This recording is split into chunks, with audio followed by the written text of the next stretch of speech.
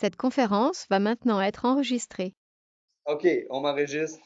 Donc, écoutez, je vais essayer, là, plus qu'il y a de personnes qui arrivent, là, plus que mon cœur est en débat, là, je m'attendais à une. Ben, il y a beaucoup de monde, il y a beaucoup de monde, mais c'est le fun, je suis super content. En fait, j'aimerais ça peut-être. Rodden, c'est très particulier parce que quand je faisais mon doctorat, qui date un petit peu, là, j'ai fini en 2008, mais j'ai fait un livre qui s'appelle malheureusement, c'est la dernière copie, c'est la mienne. Euh, je ne sais pas s'il va être en réimpression. Là, il y a eu à peu près 500 copies qui avaient été faites. C'est le vert et le bleu, en fait, le Québec et l'Irlande. Puis ça se passait surtout, c'est quoi la réaction des francophones catholiques par rapport à l'indépendance de l'Irlande?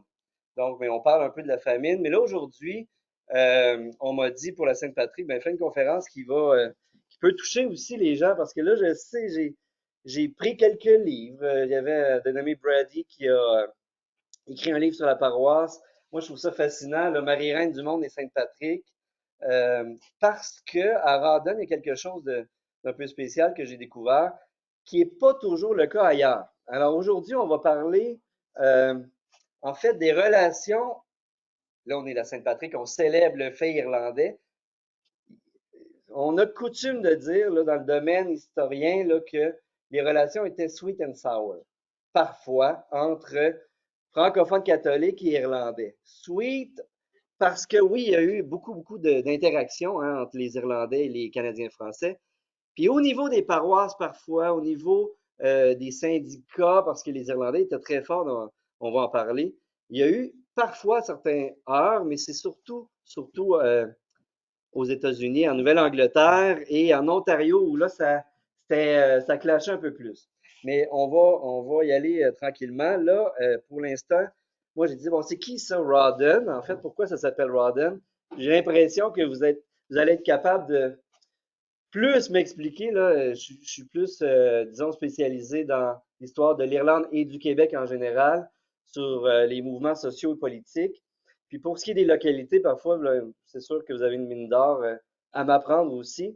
Mais j'ai fait quelques recherches, puis bon, le nom viendrait de Lord Francis Rawdon, qui est né dans le comté de Down, qui est dans l'actuelle Irlande du Nord.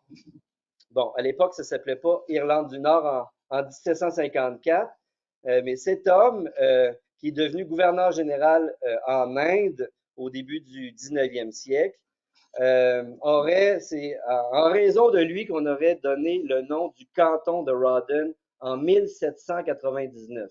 Donc, pas tout à fait par hasard, parce que la conquête anglaise ici en Amérique s'est faite dans les années 1750 et 1760. Vous êtes bien placé. Je sais qu'il y a des Carroll ici, des Rook. Je sais qu'il y a peut-être des Murphy ou des O'Sullivan. Euh, cette histoire de Rawdon est vraiment intéressante. J'aimerais ça qu'on se replonge un peu au 19e siècle. J'ai trouvé quelque chose en allant, c'est facile maintenant avec les archives numériques, sur le site de la BANQ. Et j'avais le goût de commencer par un magazine de l'époque, là, c'est 1898, donc bien longtemps après l'arrivée des premiers Irlandais à Rawdon. Au moins 70 ans après, sinon un peu plus, 75 ans après l'arrivée de la première colonisation irlandaise de Rawdon. Publication mensuelle à l'usage des jeunes filles, curé Baillarger, qui était quand même important à l'époque à Rawdon, le curé Baillarger. Et qu'est-ce qu'on dit ici? On a quelqu'un qui vient visiter Rawdon à l'époque en 1898 et qui raconte. Les boulevards de Paris sont loin, le dôme des Invalides brille par son absence et le style de Notre-Dame de Paris ne se trouve pas précisément dans l'église Saint-Patrick de Rawdon. Bon. Euh, mais pour moi, touriste des vieux pays, j'y trouve quelque chose de plus beau et de plus précieux que tout Paris, c'est le cœur d'un ami. J'avoue que j'aurais aimé à le trouver un peu moins loin et que le nom patriotique de Montcalm, donné à la dernière station, donc probablement Saint-Jacques de Montcalm, de ces pays reculés ne m'a pas consolé des trois lieux qui restaient à faire. Et cependant, je ne me plains pas car au bout de ce chemin, tantôt montagneux et boisé, tantôt sablonneux et longeant des terrains en friche, se trouvait le presbytère de mon ami, probablement le curé Baillarger. Le long de la route, le jeune enfant qui conduisait la jument grise du curé, m'initiait sans le savoir à toutes ces industries et me faisait aussi connaître les habitants du canton de Rawdon. Ceci, c'est la maison de Paddy X. Plus loin, c'est la grange de Joseph X, et puis suivait une estimation plus ou moins juste de leur richesse et de leur piété. Je fus frappé du nombre considérable d'Irlandais qui habitaient ces régions, et quand je me vis entre Kildare et Kilkenny, les deux cantons, hein, j'en compris qu'il m'était inutile de fuir l'Irlande et que quand bien même j'irais au pôle Nord, je trouverais toujours des fils bien-aimés de la verte Erin. Alors, j'ai trouvé ça, c'est quand même formidable, hein? Assez rapidement dans les archives numériques. Donc, j'en ai parlé un petit peu. Probablement que vous savez déjà l'histoire de Rawdon ici. Euh, donc, Francis Rawdon, Earl of Moray, est né dans le county Down, dans l'actuelle Irlande du Nord. Ça s'appelait pas Irlande du Nord, puis je vais en venir un petit peu dans la conférence. Bon, pourquoi il y a des Irlandais qui sont venus ici, en fait, au Québec? Comment ça s'est passé aussi avec l'entente? Donc, en gros, je dirais que ma conférence est probablement divisée, je peux peut-être passer, je reviendrai à cette diapo, à ce plan-là. Donc, pourquoi il y a des Irlandais ici et quand sont-ils arrivés? Parce qu'il y a quand même une importance dans le temps, parce qu'on peut dire que la communauté irlandaise, elle était divisée en deux grandes communautés. Et Lord Francis, Francis Rawdon, qui a probablement jamais mis les pieds ici vraiment, on a nommé le canton en son honneur parce que, en fait, en 1799, ce qu'on veut, parce que c'est un territoire quand même conquis, là, ici anglais, c'est qu'on veut coloniser l'endroit avec des loyalistes, en fait, qui proviennent des États-Unis et qui n'acceptent pas l'indépendance des États-Unis. Ce qu'on va voir, c'est que ça ne fonctionnera pas nécessairement comme ça. Mais ce qu'on peut dire, c'est qu'il y a eu le nom Rawdon, donc qui provient d'un Irlandais protestant qui était en fait Irlandais de naissance, mais anglais par son éducation, qui faisait partie, dans le fond, des grands Irlandais protestants, dont certains sont venus ici, qui ont fondé la Banque de Montréal en 1817.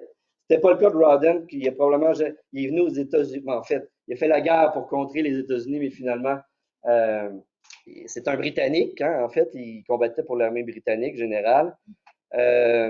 Mais il y a d'autres Irlandais protestants qui sont arrivés ici pour, un peu comme John Molson qui a fondé la grande brasserie Molson, parce que c'était des gens qui voyaient une opportunité.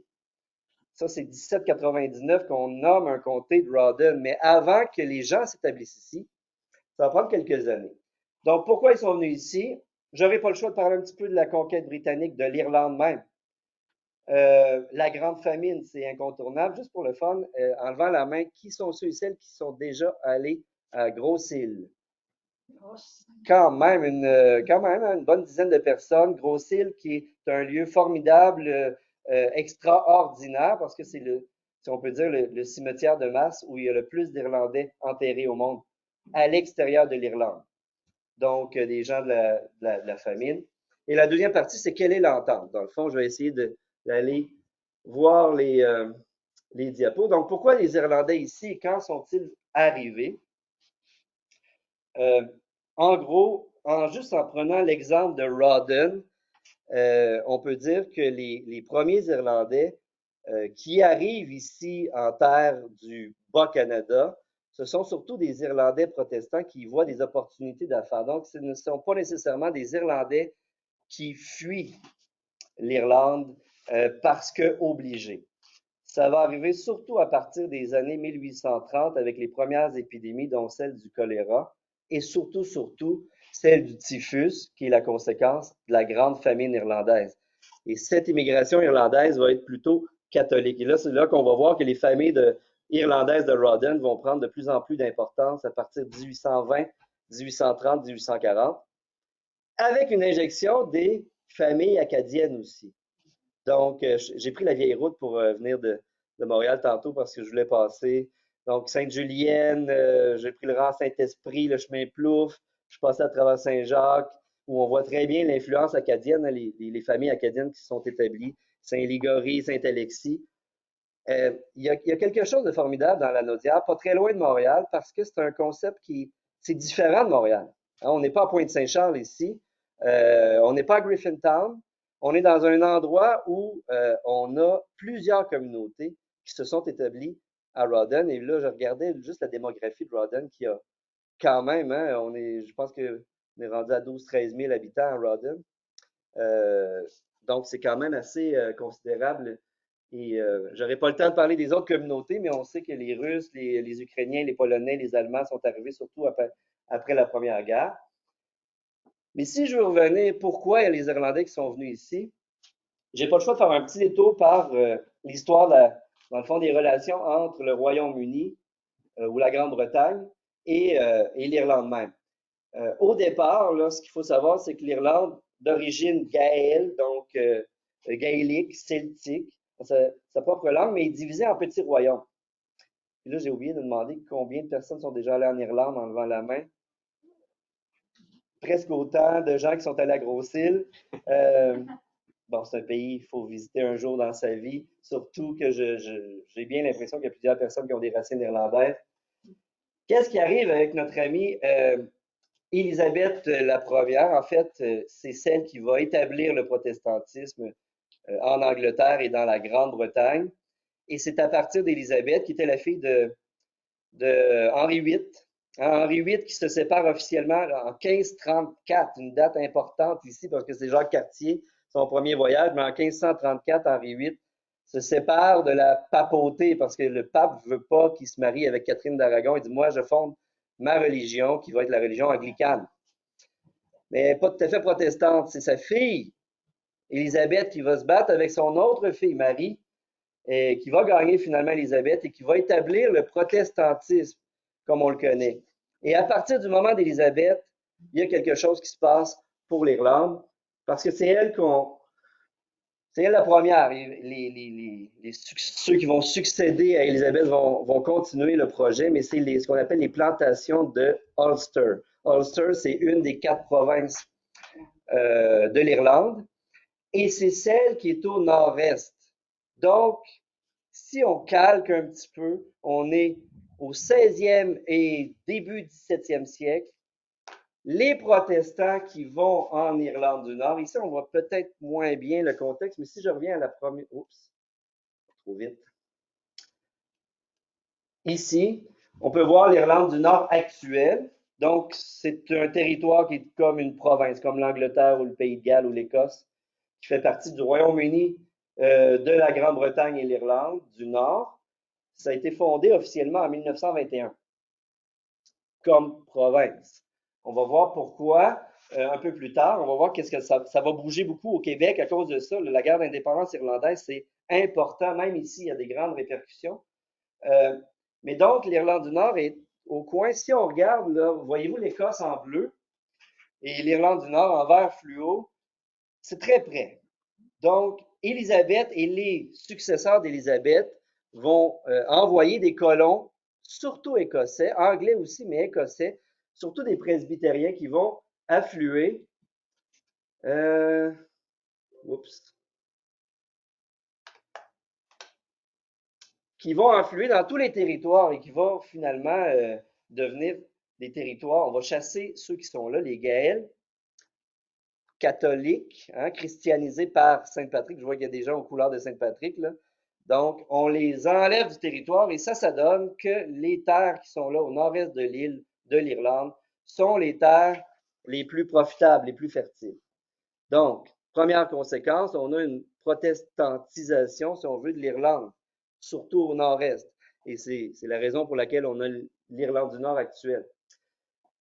L'Irlande perd toute autonomie peu à peu. Là, on va parler un peu de politique parce que c'est important, parce qu'on ne peut pas comprendre la grande famine et l'arrivée des Irlandais ici si on ne parle pas un peu de politique.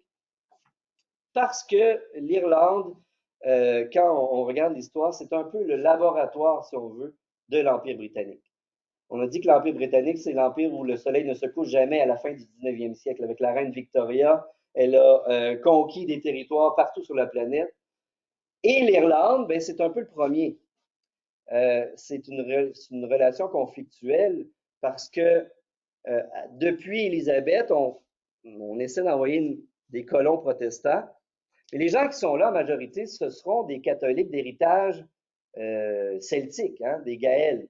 Donc, on a un petit problème et 1800, acte d'union, ni plus ni moins.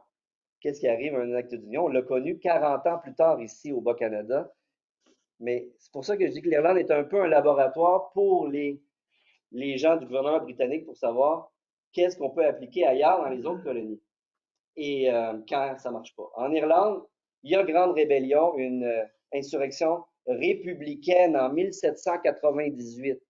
Ça, c'est tout de suite après la Révolution française. C'est tout de suite aussi après l'indépendance des États-Unis. Et en Irlande, les gens de tradition, surtout ceux de tradition quand même des Lumières, veulent faire une République de l'Irlande. Le gouvernement anglais dit non, impossible. Et on décide de dire Act of Union, 1800. On le vote au Parlement de Westminster. Et à partir de ce moment-là, il n'y a plus aucun représentant ou député qui peut siéger dans ce qui était le Parlement d'Irlande à Dublin.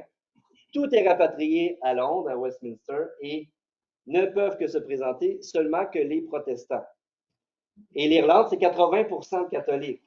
Donc, voyez-vous, et là, c'est une perte d'indépendance. C'est ce qui va mener 100 ans plus tard. Il va y avoir plusieurs rébellions au cours du 19e siècle, mais il va surtout avoir la famine.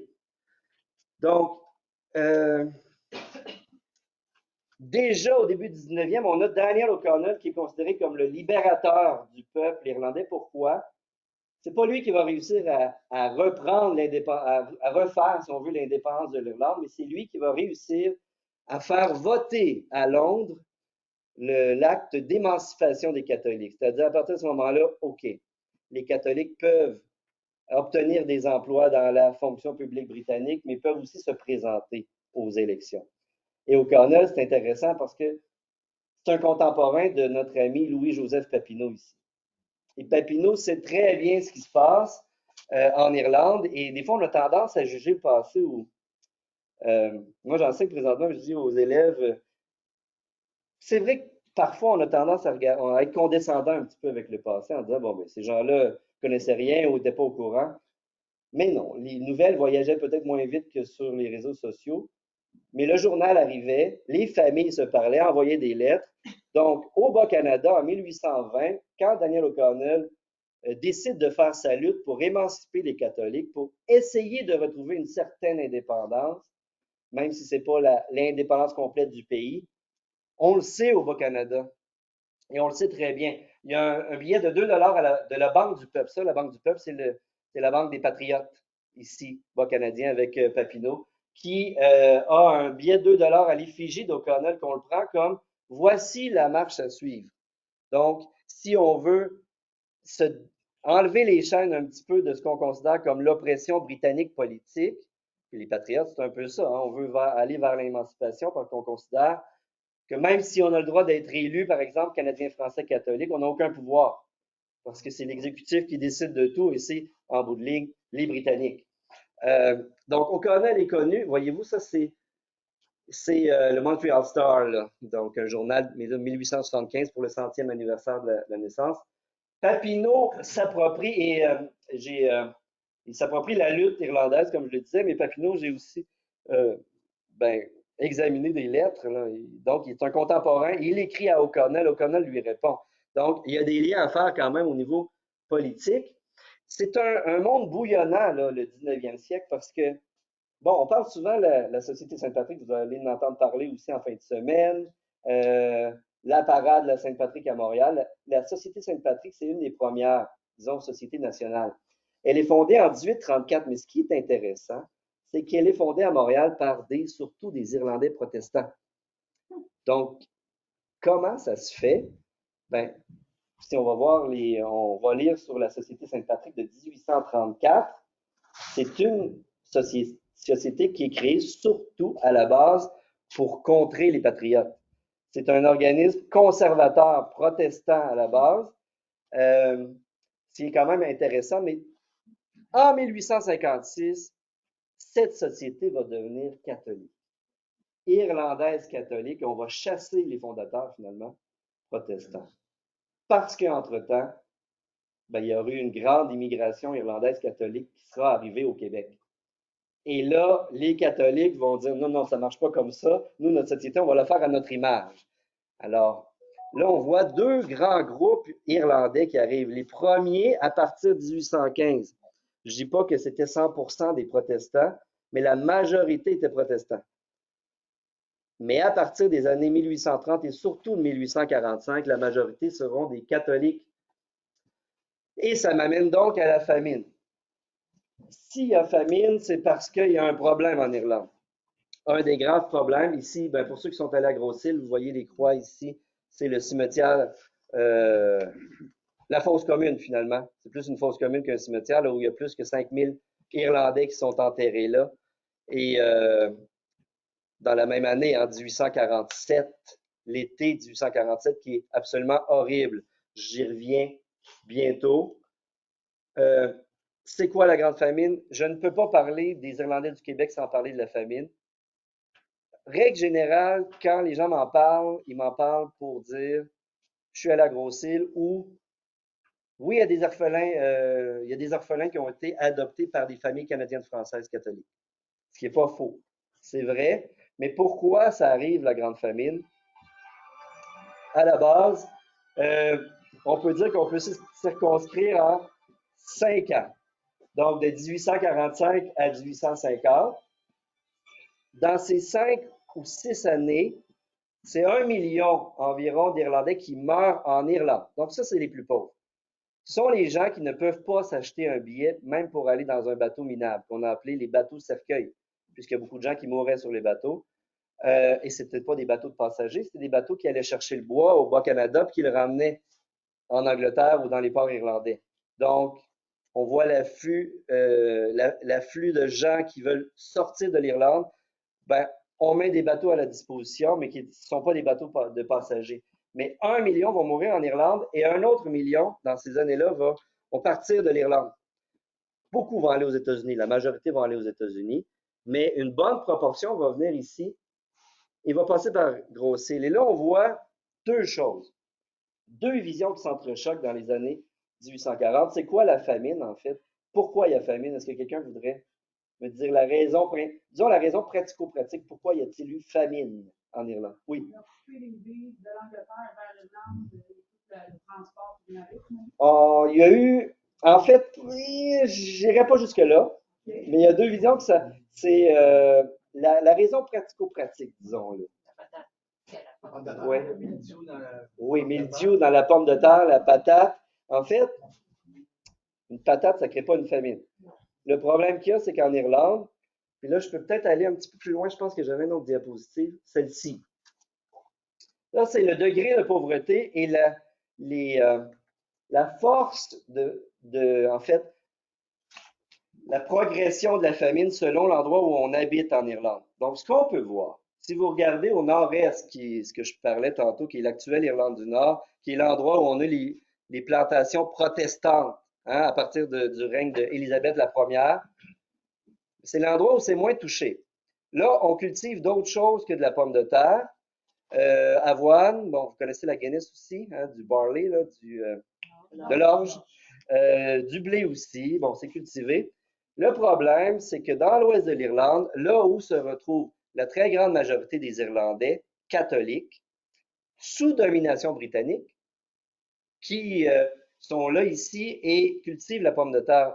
Les études sérieuses d'historiens économistes, j'en ai une en tête là, de Cormac O'Grada de l'Université de Dublin qui ont fait les recherches pour démontrer que par jour, un homme en Irlande, dans l'Ouest, pouvait manger un sac de 10 livres de patates.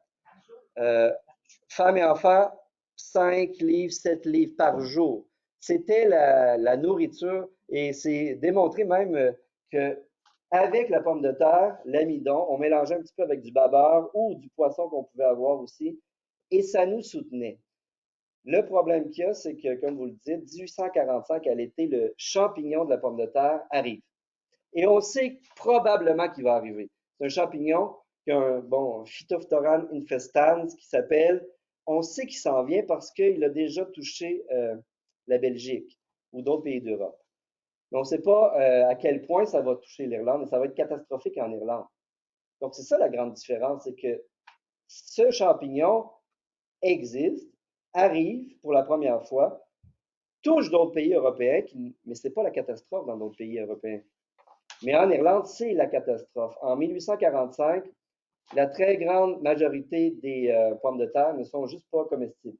Donc, ça devient noir, ça pourrit, et c'est terminé. Donc, on se dit, c'est pas la première fois qu'on a des problèmes avec la culture de la pomme de terre.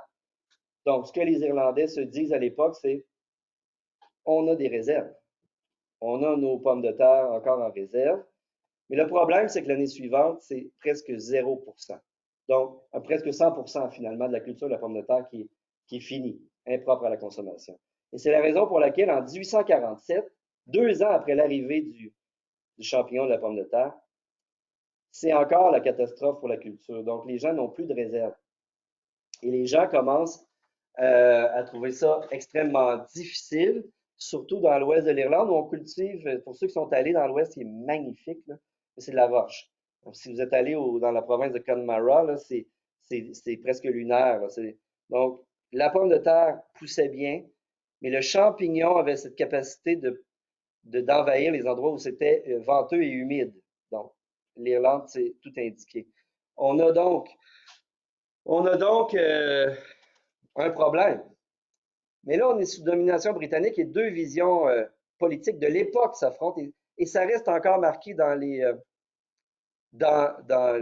livres d'histoire. Encore aujourd'hui, là, on a encore deux grandes visions là-dessus qui sont un peu tirées de ça. Il y en a un, la vision nationaliste qui va dire, irlandaise, qui va dire, c'est vrai que c'est Dieu qui a envoyé le champignon de la pomme de terre, le mildiou, mais c'est les Anglais qui ont fini la job. Ça, c'est la version crue, là, nationaliste, catholique de l'époque. C'est les Anglais qui ont créé la famine.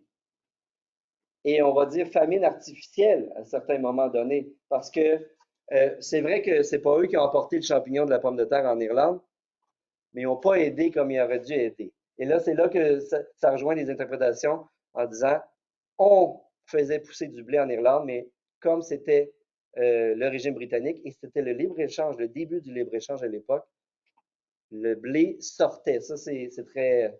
Ça, les Irlandais en ont encore beaucoup sur le cœur. Le blé sortait de l'Irlande pour aller en Angleterre pour être exporté ailleurs.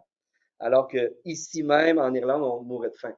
L'autre vision qui était celle, et ça, c'est quand même assez impressionnant, là, le trésorier de la couronne, le ministre, en fait, des Finances, si on veut, des Britanniques à Westminster, va dire l'état déplorable de l'Irlande au moment de la famine, pauvre, surpeuplée et arriérée, rendait presque inévitable la catastrophe. Donc, c'est la vision on a la vision de Malthus, la pyramide, dans le fond, parce que les Irlandais n'avaient pas varié leur culture, en tout cas leur façon de se nourrir, parce qu'ils étaient pauvres, parce que, bon, il y avait, c'est une époque quand même de grands conflits religieux, là, parce qu'on considère le catholicisme à l'époque chez les protestants comme des gens superstitieux qui ne font que suivre comme des moutons le curé. Et ça devait arriver un jour ou l'autre. Mais là, c'est pas n'importe qui dit ça à l'époque. Là, ça, c'est le ministre des Finances du gouvernement britannique qui est supposé aider en injectant de l'argent ou en injectant. Donc, si lui a cette vision-là à l'époque, ça va prendre du temps avant que le gouvernement se décide à agir et ça va prendre trop de temps. Et ce qui va faire en sorte que les gens vont sortir. Ici, citation ça date du 26 janvier 1847 à Cork. C'est un médecin qui écrit dans le journal de Cork, donc la deuxième plus grande ville d'Irlande après Dublin, un homme du nom de Leahy. La s'il y a des Leigh dans la salle, là, souvent la haie vient de Leahy, est mort dans la paroisse de Drumdalig il y a environ 2 semaines. Son épouse et 2 de ses enfants sont demeurés dans la maison jusqu'à ce que les odeurs et la pestilence émanant du corps les poussent à sortir. Un jour ou 2 après, quelques personnes entrèrent dans la maison et découvrirent le squelette de Leahy au milieu d'une horde de chiens affamés. Donc ça, on peut trouver dans les archives le Cork Reporter du 26 janvier 1847. C'est plus que la misère. Alors, le fait de fuir, bon, l'interprétation nationaliste va dire que ce sont des exilés. Ils ont été forcés de partir de leur île. Ce n'étaient pas les Irlandais comme, par exemple, les militaires, les généraux irlandais protestants du type de Rawdon, par exemple, qui sont partis pour soit aller faire la guerre aux nouveaux Américains ou pour aller trouver des occasions d'affaires, comme les fondateurs de la Société Sainte-Patrick de Montréal en 1834. Ce sont des gens qui devaient partir, sinon ils allaient mourir. Et plusieurs allaient mourir en chemin aussi, même en partant, et à Grosse-Île. Donc, ici, c'est encore, ça c'est tiré du London Illustrated News de 1858. Donc, ça c'est 10 ans après la famine. On voit, pour ceux qui sont loin, peut-être que vous ne voyez pas, là, mais Boston, New York et Québec. Pourquoi les gens vont se diriger vers le Québec? Donc, parce que, pour la chose qui explique le plus, en fait, l'arrivée des Irlandais ici au Québec, premièrement, c'est un territoire qui est britannique. Donc, les bateaux qui partent même des ports irlandais ou de Liverpool, parce qu'il y a des Irlandais qui vont aller vers Liverpool ou Manchester, qui vont prendre le bateau. Là, il ne faut pas oublier que les États-Unis existent au sud. Hein? Donc, c'est un autre pays. Là. La Grande-Bretagne n'a plus rapport au sud. Donc, les bateaux qui font le voyage, notamment pour le bois en grande, grande expansion, le bois qui est coupé ici, justement d'un chantier, qu'on amène dans les ports de Montréal ou de Québec et qu'on renvoie en Grande-Bretagne, ce sont des bateaux qui font le trajet dans le fleuve Saint-Laurent et qui retournent en Grande-Bretagne ou même dans les ports irlandais à Belfast. Et deuxième chose importante qui est bien établie dans les livres d'histoire, c'est que le prix du billet coûtait moins cher. Donc, au début de la famine. Après ça s'est résorbé, mais il y avait des taxes qui, pour les États-Unis, c'était plus difficile. Ça coûtait moins cher prendre le bateau pour passer par le fleuve Saint-Laurent. Et après ça, on sait que la grande majorité des Irlandais qui sont passés par Grosse-Île, qui est un poste de quarantaine, la grande majorité vont poursuivre leur route. Donc, vont aller, ce qu'ils veulent, la grande majorité, ce qu'elle veut, c'est d'aller vers les États-Unis. En chemin, il y a des gens, probablement de vos ancêtres, qui vont réussir. Il y a peut-être de vos ancêtres qui sont venus ici durant le temps de la famine. Peut-être après aussi, hein, l'immigration n'a pas arrêté juste après la famine, ça a continué. Donc, ils sont venus ici, ils sont arrêtés en chemin, ont rencontré quelqu'un, ils sont mariés, ont fondé des familles. Et on pense qu'environ 80% des gens, donc quand je parle du 1 million de personnes, là, presque qui passent, qui sortent de l'Irlande, 80% de ces gens-là vont se destiner vers les États-Unis. République. Hein, ce n'est pas la Grande-Bretagne. Donc, les Irlandais vont avoir tendance, puis c'est aussi le début de l'industrialisation, donc le travail dans les usines. Puis c'est pas vraiment compliqué. Les Canadiens français ont fait la même chose. 1840, ça marque le début de l'exode canadien-français vers les nouvelles industries américaines. Donc, les Irlandais se destinent surtout là. Grosse-Île a été établi en 1832 pour ceux qui sont déjà allés, donc comme poste de quarantaine, parce qu'on avait déjà eu affaire avec une épidémie de choléra. Et à l'époque, il y a déjà des Irlandais qui arrivent ici, okay, qui partent de l'Irlande avant même la famine. Printemps 1832, 25 000 personnes. Québec ne compte pas 20 000 personnes encore en 1832.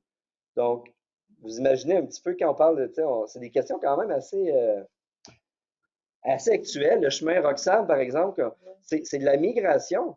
Hein?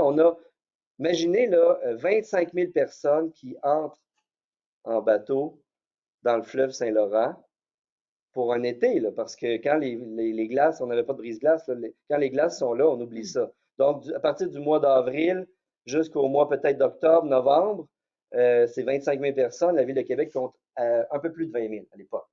Donc, c'est le double, en fait. Et là, on établit Grosse-Île. Ça, c'est l'image que les Irlandais vont voir. Ça me fait toujours plaisir de le montrer. C'est le rocher percé qui a 2 trous. Jusqu'en 1846, juin 1846, alors qu'un des 2 trous du rocher percé en fait, l'arche va s'effondrer. Les Irlandais, jusqu'en 1846, ou toute personne, en fait, qui arrive près de la Gaspésie, qui prend le golfe là, pour prendre l'embouchure du fleuve, vont rencontrer un rocher percé à 2 trous. Mais ce qui est le plus important ici, c'est pas vraiment le rocher percé, mais c'est plus le fait que affamés, dépossédés, malades du typhus. Donc, c'est pas les Anglais qui ont amené le typhus. C'est pas les Anglais qui ont amené la maladie de la pomme de terre. mais on sait qu'en milieu, quand on est mal nourri, en fait, c'est la contagion. C'est la contagion qui fait en sorte que les gens sont morts. C'est aussi la malnutrition, évidemment, on meurt de faim, mais on meurt aussi surtout de contagion. Donc, grande diarrhée, fièvre et typhus. Et sur les bateaux, on peut s'imaginer que ce ne sont pas des bateaux de passagers. On a tous l'image en tête du Titanic, là, mais vous pouvez mettre l'image du Titanic, là, puis c'est pire. C'est des coffin ships, hein, des bateaux cercueils littéralement. On dit que seulement, je ne sais pas si je l'ai écrit ici, là. Bon, seulement dans l'année 1847, 5424 Irlandais sont enterrés à Grosse-Île, arrivent après un voyage qui dure à peu près 6 à 8 semaines. On oublie le bateau à vapeur encore, il n'est pas encore, c'est très rare, là, les bateaux à vapeur à l'époque. Il n'y en a pas qui font le trajet de l'océan. Donc, ce bateau à voile, 6 à 8 semaines, dépendant des conditions, arrive ici. Ceux qui meurent sont littéralement jetés par-dessus bord, dans l'eau, dans l'océan Atlantique. Dans la seule année 1847, on a 100 000 personnes qui passent dans le fleuve Saint-Laurent. On pense qu'il y en a au moins le même nombre qui sont décédés sur les bateaux, environ 5 à 6 000 personnes qui n'arrivent pas à Grosse-Île. Ceux qui arrivent à Grosse-Île, souvent sont malades. Il y en a 5 000 qui vont décéder sur les lieux. Donc, vraiment, ceux qui sont capables de sortir de Grosse-Île, c'est des survivants. C'est vraiment des survivants. Ceux qui vont se rendre aux États-Unis, ceux qui vont se rendre à Montréal, puis même à Montréal. Alors ici, ça, j'aime beaucoup le tableau. Ici, c'est les Sœurs Grises, Marguerite Diouville. Donc, qui s'occupait la communauté s'occupait principalement des gens, des sans-abri. Tu as aussi les Sœurs de la Providence, mais ça, c'est un tableau qui est dans la chapelle que j'aime beaucoup, le Notre-Dame de Bon Secours à Montréal, dans le Vieux-Montréal. Au plafond, c'est un tableau de 1847 de Théophile. En fait, non, excusez-moi, 1800, dans les années 1850, quelques années. Parce que ça représente 1847. Les sœurs, les communautés religieuses qui vont prendre soin des. Puis là, je laisserai à Andréane le PowerPoint s'il y en a qui veulent l'avoir, mais ce sont des baraques ici, on voit les sheds des immigrés de 1847 à Pointe-Saint-Charles. Donc, ceux qui sont habitués d'aller à Montréal ou d'aller sur la rive sud, là, il y a une grande roche, Black Rock, qui est juste sur la rue Bridge du côté de Montréal, avant de prendre le pont Victoria. C'est l'endroit où on aurait 5 à 6 000 personnes et ça fait partie du débat actuel parce qu'il y a Hydro-Québec, il y a les entreprises de chemin de fer qui sont là. C'est un site contesté et la communauté irlandaise de Montréal anglophone veut vraiment créer un parc commémoratif. Parce que là, actuellement, on a juste une Black Rock, là. Tu passes, tu peux même pas accéder comme piéton, presque pas, parce que tu as les deux voies du pont Jacques-Cartier. Mais c'est là où on aurait 5 à 6 000 Irlandais qui seraient enterrés de la même année 1847. Mes chapelles, Notre-Dame de Bon Secours, si vous y allez, là, vous regardez, mais c'est tellement difficile d'avoir le tableau, il faut que tu rentres, là, tu regardes en haut. Puis c'est là que tu vois le tableau, il est à l'horizontale, de Théophile Hamel, qui est un peintre de l'époque et bon, maintenant, qui a fait ce tableau-là en l'honneur des sœurs, et notamment les sœurs grises de Marguerite Diouville, qui ont aidé les malades à Pointe-Saint-Charles. Une fois arrivé, par contre, qu'est-ce qui arrive? Quelle est la sorte d'entente avec. Puis ça, c'est tout à fait unique. Moi, ça me fascine toujours parce que quand j'allais dans des colloques, là, surtout anglophones, parce qu'il n'y en a pas beaucoup qui ont travaillé quand même en français sur le Québec et l'Irlande, c'est le fait que dans toute l'idée de la diaspora irlandaise, les gens qui ont immigré, qui sont partis de l'Irlande, le Québec est tout à fait unique, puis Rawdon est tout à fait unique. Pourquoi? Parce que c'est le seul endroit, en fait, du même Empire britannique, hein, colonisé ou conquis par le même Empire britannique, donc les Irlandais et les Canadiens français. Et puis on pourrait parler des Acadiens aussi, hein, qui ont eu la mauvaise part avec la déportation. Là. Et les Acadiens qui sont venus ici, c'est des gens qui ont été déportés en grande majorité. Ben, c'est le seul endroit où des Irlandais se sont frottés à une majorité francophone catholique dans le monde. Donc, la plupart du temps, ils vont se frotter peut-être à une grande communauté catholique aux États-Unis, mais anglophone. Au Québec, grosso modo, c'est toujours resté autour de 75 à 80 francophone. Qu'est-ce qu'on fait à partir de ce moment-là? Et là, c'est ce qu'on va voir à partir des années 1850 et jusqu'à aujourd'hui. On voit quand même qu'il y a deux chemins qui se tracent chez les Irlandais. On va parler des Irlandais catholiques parce qu'à partir de ce moment-là, ce sont les catholiques qui arrivent au Québec.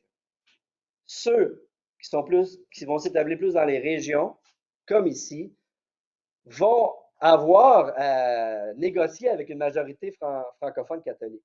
Ceux qui sont à Montréal, et c'est la raison pour laquelle si vous allez, par exemple, chez les Irlandais de l'ouest de Montréal, à Saint-Patrick ou United Irish Societies, sont des gens qui ont adopté la langue, qui sont restés anglophones finalement.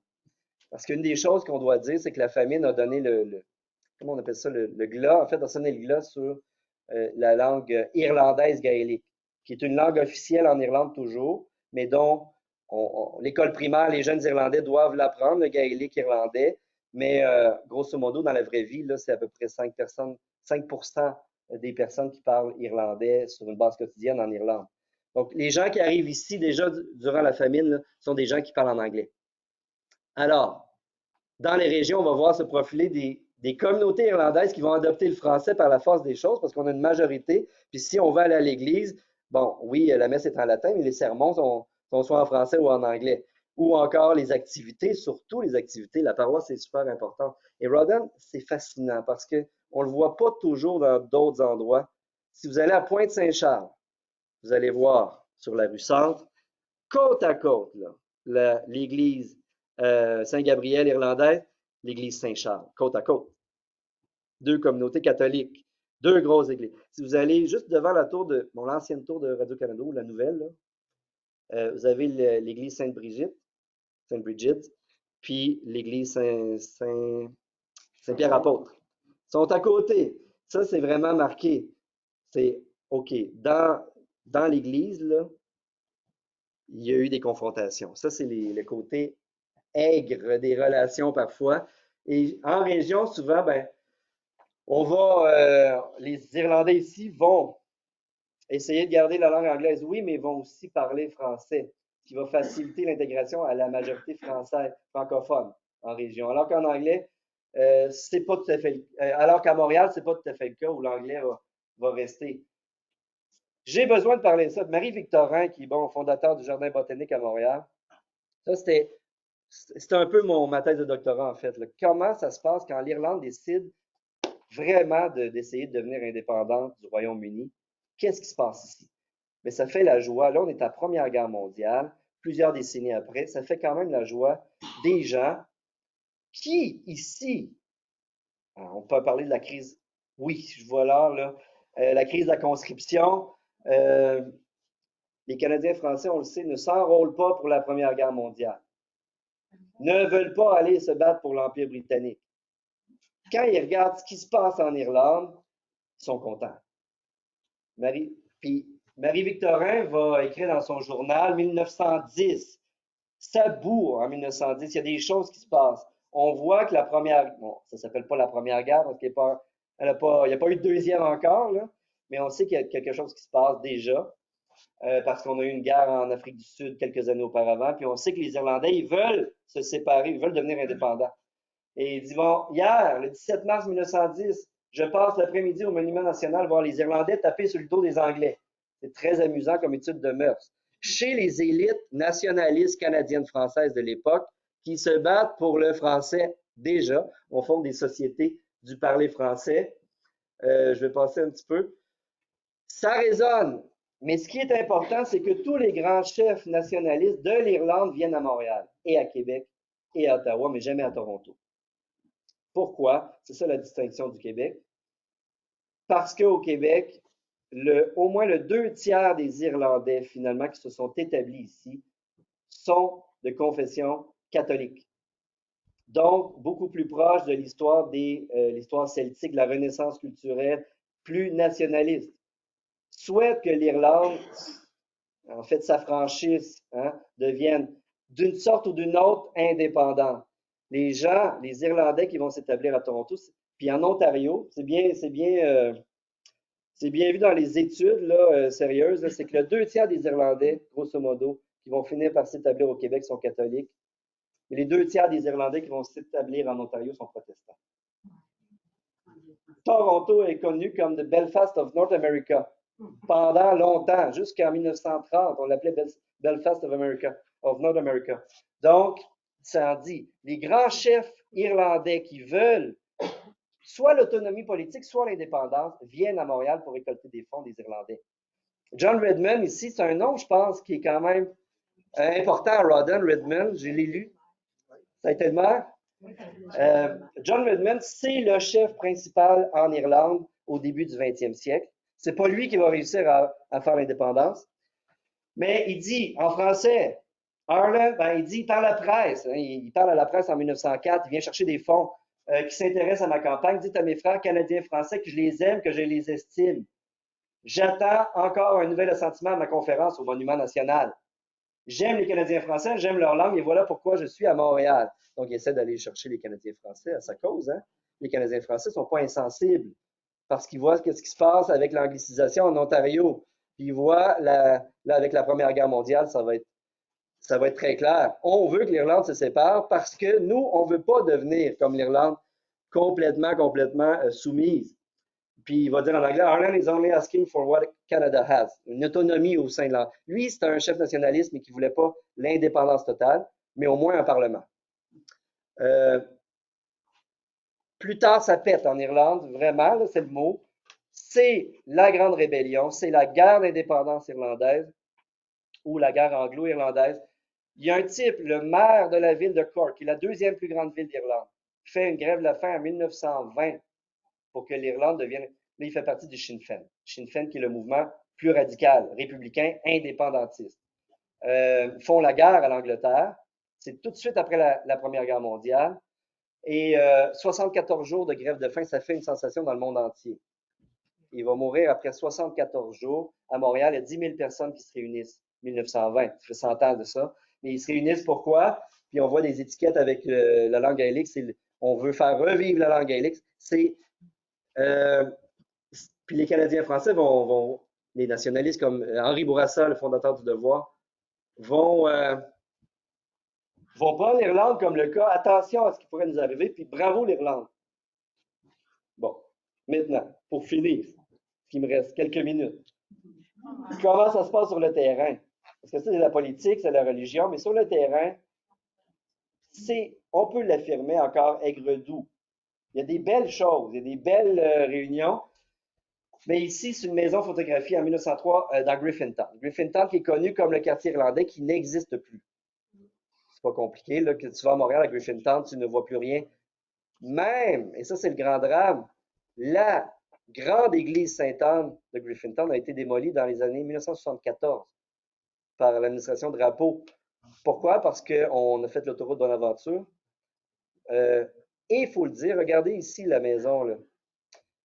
Il y a une grande nostalgie chez les Irlandais. Je ne sais pas si vous en connaissez ou si certains de vos ancêtres ont vécu à Griffintown, parce qu'il y en a qui ont vécu à Griffintown qui sont venus vers les régions. Saint-Colomban, peut-être ici aussi, mais à Griffintown, ce que tu voulais, c'est sortir de Griffintown.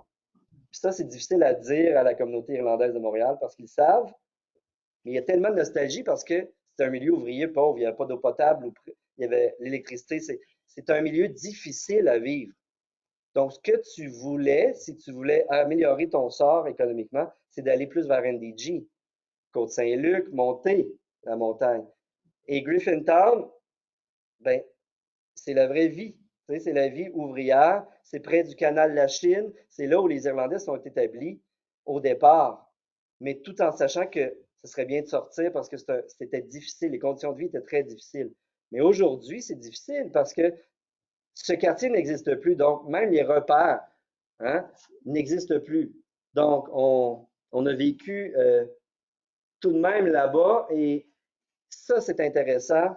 Il me reste quelques minutes seulement, mais plus que toute autre communauté, les Irlandais, et notamment les Irlandais catholiques du Québec, puisque c'était la majorité des immigrants irlandais au Québec, vont partager les mêmes associations que les Canadiens français. Ben, quand on partage des choses, des fois ça va bien, des fois ça va moins bien. Mais les Knights of Columbus, c'est une association irlandaise américaine. C'est né au Connecticut. Chevalier de colon comme Les chevaliers de Colombe, les premiers qui sont arrivés ici à Montréal au début des années 1910, ce sont les Knights of Columbus. Et ça va être intégré de façon magistrale par mais, tous les villages où moi j'ai de Shawinigan, les chevaliers de Colombe vont être, moi ça a toujours sonné comme Canadien-Français, mais non, c'est une institution vraiment irlandaise catholique et ils étaient forts pour les associations. Alors, les filles d'Isabelle, c'est la même chose. Donc, les paroisses, puis c'est ça qui est fascinant, puis probablement que vous pourriez m'en dire beaucoup plus sur les paroisses ici. Comment se fait-il, là, Saint-Patrick et Marie-Reine, dans le fond, qui sont ensemble, alors qu'ailleurs, on a séparé les choses. Donc, c'est vrai que j'ai beaucoup parlé, mais ce qu'on peut dire, c'est que il y a il y a il y a des mariages aussi entre catholiques, irlandais et canadiens français. Il y a l'histoire des orphelins. Puis il y a finalement l'histoire ouvrière, très important. Je vais finir peut-être avec ceci. Ceux qui travaillent à la construction du pont Victoria sont des Irlandais. Ceux qui travaillent au canal de la Chine sont des Irlandais. Et Joe Beef est un Irlandais. Et Joe Beef, c'est un Irlandais protestant qui a le souci des ouvriers. Pour ceux on connaît l'histoire un peu de Joe Beef, là, mais Joe Beef, c'est Charles McKernan, qui est un Irlandais protestant et qui ouvre une célèbre cantine dans ce qui est le Vieux-Montréal. Et Joe Beef est intéressant parce que, tu vois, ça, c'est le genre de relation qu'on a qui va aider les plus pauvres. Et Joe Beef, pendant la célèbre grève initiée par des Irlandais catholiques, va donner du pain et de la soupe et pour les ouvriers irlandais surtout qui travaillent à élargir l'écluse Saint-Gabriel du canal de la Chine. Donc, et il y a eu plusieurs exemples dans ce cas-ci. Là, je ne peux pas aller trop loin, mais ce que je peux dire, bon, les Irlandais, bon, c'est ça aussi. Émile Nelligan, son père était irlandais.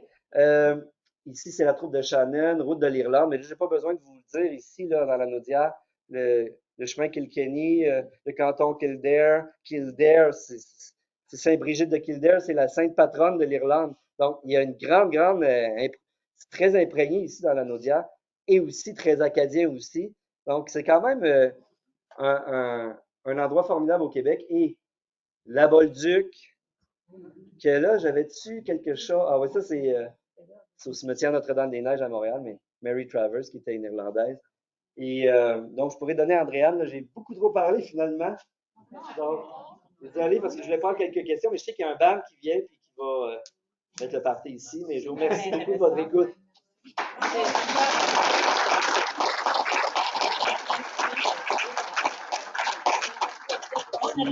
On aurait pu continuer à l'écouter parler. Je le sais bien, c'est juste qu'on avait comme. Mais il faudrait que ça recommence. Pas pour l'instant. À chaque année, là, l'année passée, c'était à Verdun, à chaque année autour de la Saint-Patrick. J'ai travaillé, moi, pour la famille Patrick, c'est une famille. Ah! Dans les bateaux, j'ai des carnavals à Montréal. C'est vrai? Oui, encore très présent, toute la côte. Ben, moi, je suis persuadé que si on faisait un sondage ici, là, il y en a plusieurs qui ont des origines irlandaises. Oh, mais des fois, ça se peut qu'on ne le sache pas aussi. C'est vrai. Il faut faire l'arbre généalogique pour. Donc, merci. Ben, on peut se parler après aussi, mais là, je sais que la dame va arriver. L'an prochain, on l'enlève, mais ça fait, on est tellement hot dans la vie, on est plus capable de l'avoir, mais on verra pour l'année prochaine. Merci. J'espère que ça vous a plu. Ça a été enregistré. Ça va dépendre de beaucoup de choses, mais j'ai espoir de pouvoir mettre ça sur le site Internet d'ici la fin de la journée. Je vous dirais que je suis un peu dans le jus. La Saint-Pat, c'est demain pour moi, mais on travaille là-dessus. Si c'est pas demain, ça sera lundi au plus tard. Donc, ça sera ça. Merci beaucoup pour votre présence. On est nombreux, ça me fait vraiment chaud au cœur. C'est vraiment cool, hein? Oui, vraiment. On est vraiment impressionnés par votre nombre. J'espère vous voir demain. Ça va être une super belle fête. Et pour ceux qui veulent rester, comme je l'avais nommé, on a une veillée trad qui va commencer.